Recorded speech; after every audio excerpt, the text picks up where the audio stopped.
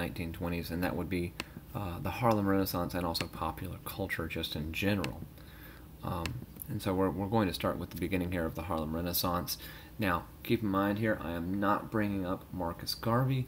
I've already talked about him in the Back to Africa movement. But if you want to put him in historical context, Marcus Garvey would have been around this time here in the Harlem Renaissance with the Back to Africa in New York City, etc. All right, so let's get into this. Let's talk about this. Now, you've already seen this before, but it comes up again, right? We have great migrations, the first one in 1910, lasting until 1920, and the second one from 1930 till 1970. So both of them would probably come into play here. So the Great Migration is a mass movement of African Americans from the South to the North and also to the West. And they're going in place of jobs. They're looking for jobs. Now, a big trick question, and they love getting them on this, and they'll put it on a test, and they'll say, what was the cause for the Great Migration? And people will see that lack of Jim Crow laws. Wrong. Jim Crow was everywhere. They'll see better accepted. Possibly. But the number one thing is jobs. Those other two things, yes, are maybe a little more important, but there wasn't an absence of Jim Crow. Because remember, separate but equal is still a nationwide policy. So even if there was, really Jim Crow in the South, there's still segregation up in the North, and so that's something I want you to keep a hold of. Now, as they go in there and they move, naturally they moved into areas together, cultural enclaves, which we talked about immigration. We have Italians, all these people, and so they basically went and found one of the boroughs, one of the areas of New York City where they found they could do it, and that would be Harlem. Harlem was actually settled by the Dutch, as was most of New York, and it actually means grove of trees, which is really weird because if you've been to Harlem and you know there are no trees. I imagine at one time there might have been, just the same way that Wall Street had a wall that separated things and there's no wall anymore. But I digress back to this. So, while in Harlem, culture kind of took off and things began to pick up and all these great things began to come out of it. Now, for the Harlem Renaissance, I want you to have this definition and then I'll explain it. It's officially known as the flowering, like a flower, of African American culture. The reason is if you have a flower, it just doesn't grow, right? You have to put the seed in the ground, you have to give it the right conditions, water, food, etc., and it has to grow. And so essentially that's what happened. The Great Migration planted these people there, and the seeds, right? The conditions are right. There's a little bit more tolerance. They're able to operate a little bit more freely than they maybe were in the South, and they have this educational opportunity. And so we start sprouting flowers.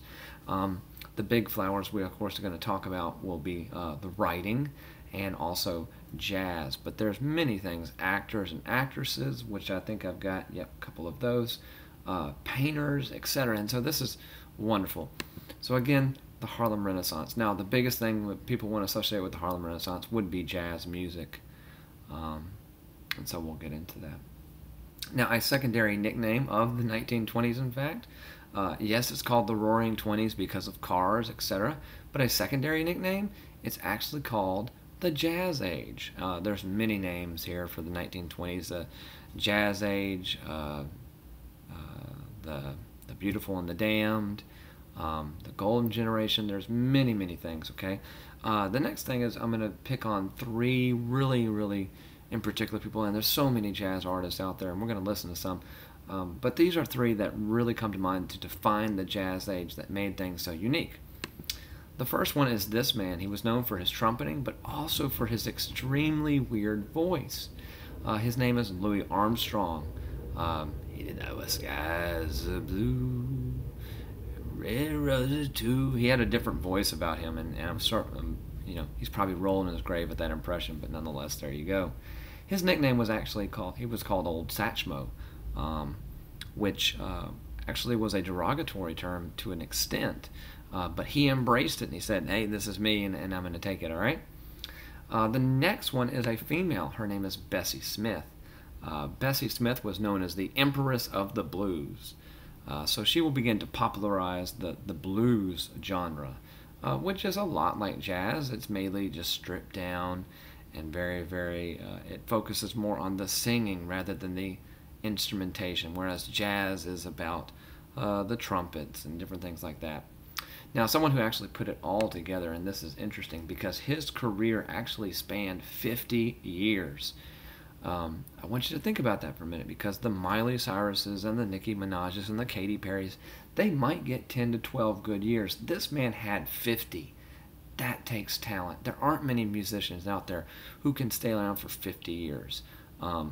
The one who's most notably coming close is Paul McCartney with the Beatles. He's had 50 good years. But this man did as well. This is Duke Ellington. He's a writer, he's a composer, he's a pianist, and he conducted his own orchestra. And so he's kind of a jack of many trades, and that just goes to show you where we're going there. Now, if you were in Harlem, there were two locations you really wanted to focus on. I'll come back to that one. The first one was actually a nightclub owned by a heavyweight boxer named Jack Johnson, and it was called the Cotton Club. At the Cotton Club, you'd see Cab Calloway. Cab Calloway is another guy we could have talked about, revolutionizing music called scat, which would be the precursor of rap. That's a discussion for later. But what the Cotton Club was, it was a nightclub where you would go to see these things, and it was world famous, and people would go in there.